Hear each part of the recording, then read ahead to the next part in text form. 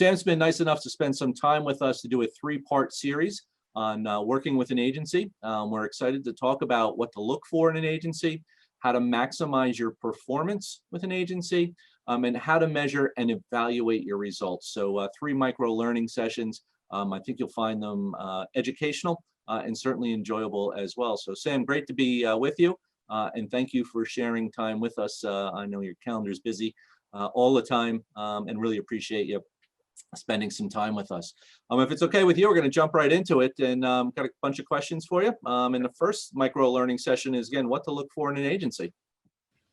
So Sam, there are a lot of agencies that are out in the marketplace, and it can be difficult for folks to focus in on why it's important. And so really the first question is why should someone think about engaging in a third-party agency?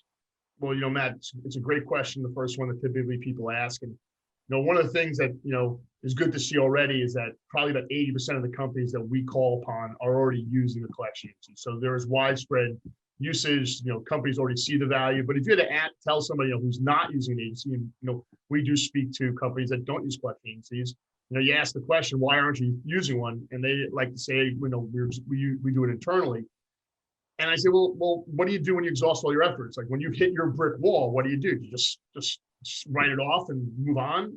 A lot of them say yes. And I don't understand that in a lot of ways, because really what an agency does, it acts as an extension of your credit collection department and gives you another, another area, a way to potentially get back some of your money. If you think about it, if you've exhausted all your efforts and now you're able to give it to somebody else and they're able to potentially recover for you, there's no downside risk, because if they don't recover for you, it's all contingency based. So, if they're successful and they collect, they're collecting, and they're going to take their fee out of the money they recovered for you. So it's not coming out of, the company's pocket. There's no capital expenditure.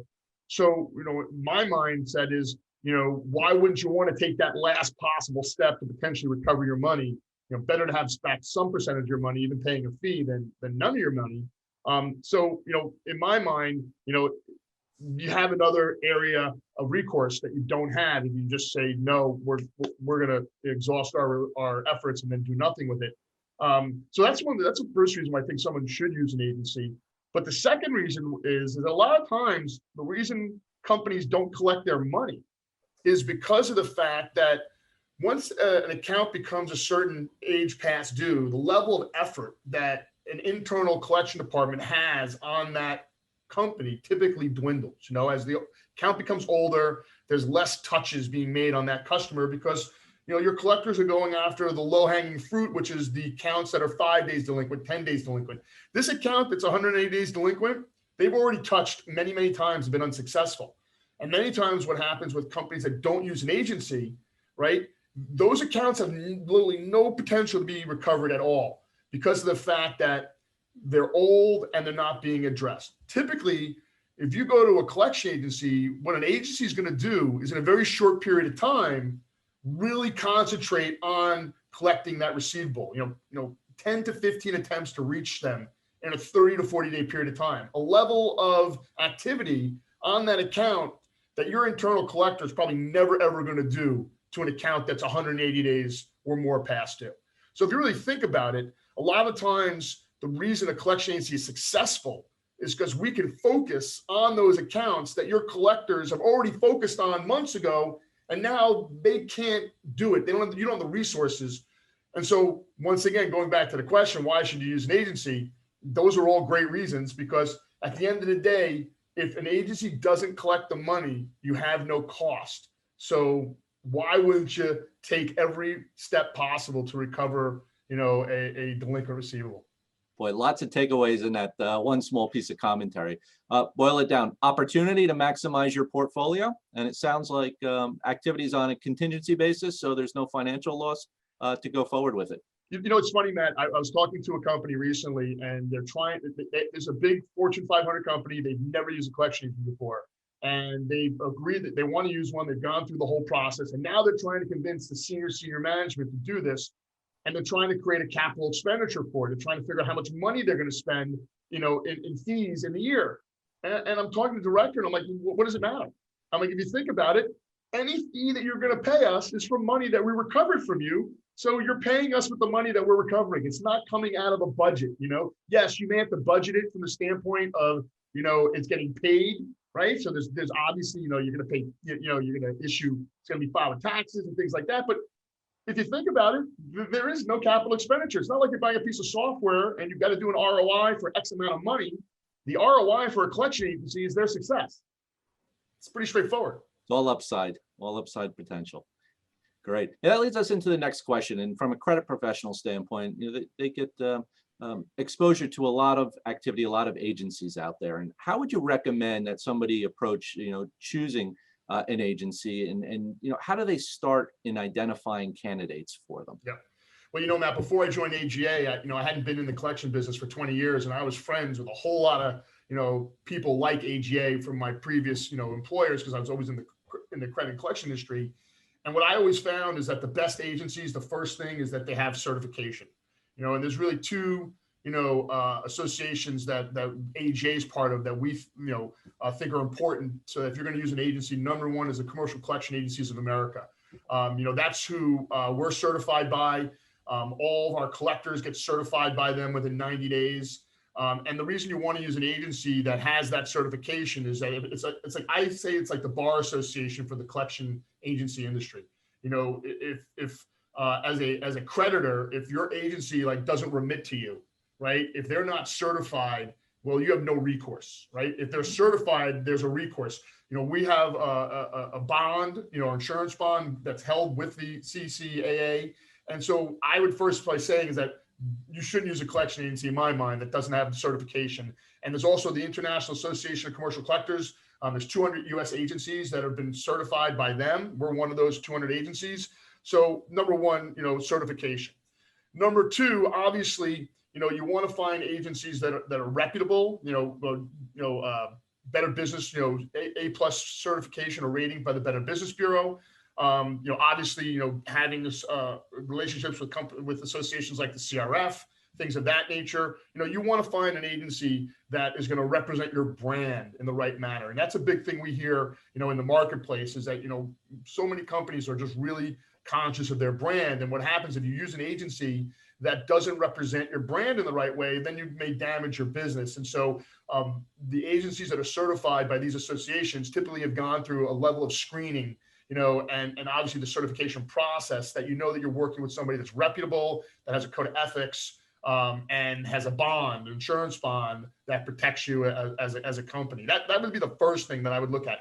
Second thing, obviously, you know, I don't think that having a specific industry focus is 100% necessary. Like, you know, sometimes they'll say, well, do you do business in this area? Well, if you work with an agency that has a really wide breadth of experience, you know, you're typically better off than using an agency that just focuses in one specific area, because that agency may only have experience in that one area. So let's say, just for example, you're, you know, in the transportation industry, you may think it's best to find an agency that just focuses in transportation. I don't know if that's necessarily the greatest thing, because an agency that just focuses in transportation has very limited experience, whereas an agency that focuses in transportation but also works in many different areas, they may have multiple creditors that are dealing with that transportation business that come from outside the transportation industry, that if they only deal in transportation, they would just have that. So I like to look for wide breadth of experience. You know, before I joined AGA, I would recommend agencies all the time, and that would be one of the things, wide breadth of experience. You know, and so those are some of the things I would look at. Obviously, you know, going to the associations, going to see, you know, who are members of the CRF and things like that. You know, that's usually a good starting point.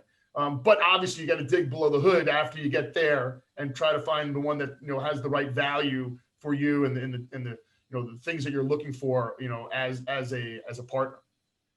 Two great points, right? Certification, so important. I appreciate you sharing that with everybody. And then the experience of the firm, right? Not and that goes across many fronts, not just one industry. There's 4,000 B2B collection agencies, I think, in the United States. You know, in certain states, you don't have to be licensed, bonded, or insured. That's another thing you would look for. You know, do they have licensing? Are they bonded? Are they insured? In all states that require it. Now, certain states don't require any of that. Like, you can just, in certain states, you could, you know, open up an office in your home, call yourself a collection agency, and you're in business.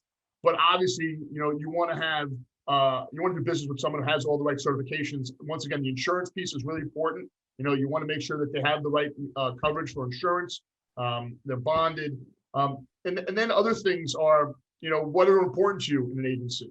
At AGA, when we focus at our company, it's sharper skills, higher standards, and smarter systems. And these are things that we call our pillars because we think at an agency, you got to have really good people. Like the number one most important thing at a collection agency is the quality of the collector making the phone call. If you think about it, Matt, even in a company, that collector internally, if he doesn't make have a good phone call, he's not going to collect his company's money. Same thing with at a collection agency. The collector is the number one most important person. So you want to make sure that the collectors have been certified. AJ, has all of our collectors. You want to know what the ratio of how many collectors they have and what percentage of them are certified, by the CCAA. So they've gone through the right training. Then obviously, does the collection agency adhere to very rigorous efficacies as far as the standards they set for what their collectors say? Do they have a cadence process where, their follow-up procedure, is something that is in line with what you would want from a collection agency? Do they have really good reporting? I mean, reporting lately has become really, really big in our industry. AGA, that's one of the things that we think is our strength is reporting. If you're a company that's placing, 20, 30 files a week, even a month. I mean, if you think about it, the more placements you have, the more reporting you need. Do you have access to great reporting at your fingertips? Can you find out what you want as far as payments and remittances? Can you have access to notes? Can you do recovery analytics? Can you build custom reports? I mean, everything depends upon what your needs are. So if you're saying, okay, how do I start this process? Well, what is important to you? I ask a question all the time to credit managers that I'm soliciting is, if your current agency shut down today, what would you look for in a partner, in a replacement? It normally comes down to three things. They want somebody who has really good results. They want somebody who has really good reporting. And they want somebody who's going to represent their brand the right way. Those are really the three things. And so if you're out there trying to find a partner, those are the things that we normally look for. Do they do a good job? Do they represent your company in the right manner? Do they have really good analytics to help you really dig into, their performance? Because if you really think about it, Matt, at a collection agency, performance is the number one driver of everything. You typically, you don't lose a customer if you're doing a good job as a collection agency, and you make more money if you collect more money. And the collection agencies, we are all contingency based. We don't get paid unless we're successful. We all want to be successful, probably even more than our clients want us to be successful, because if we don't get them paid, we don't make any money, and we don't like working for free. All of us, my colleagues, I have a lot of competitors that I'm friends with, and we all look at it the same way.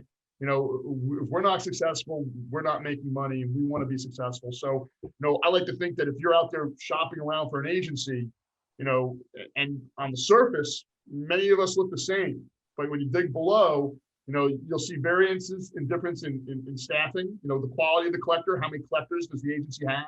Because if you think about it, if a collection agency doesn't have a collection staff that can support the number of placements they have coming in the door, it's all on a ratio of how many calls can a collector make in a day. Well, if the agency you're talking to, each collector, say, manages 1,000 accounts, right? Well, it takes them a certain amount of time to get through those 1,000 accounts. But if you're talking to an agency that has, say, 500 accounts to a collector versus 1,000 accounts to a collector, well, the agency that has 500, they're going to be able to make more contact attempts in a shorter period of time on those 500 than one that has 1,000. So I always would ask, what's the ratio of accounts to collector in your organization?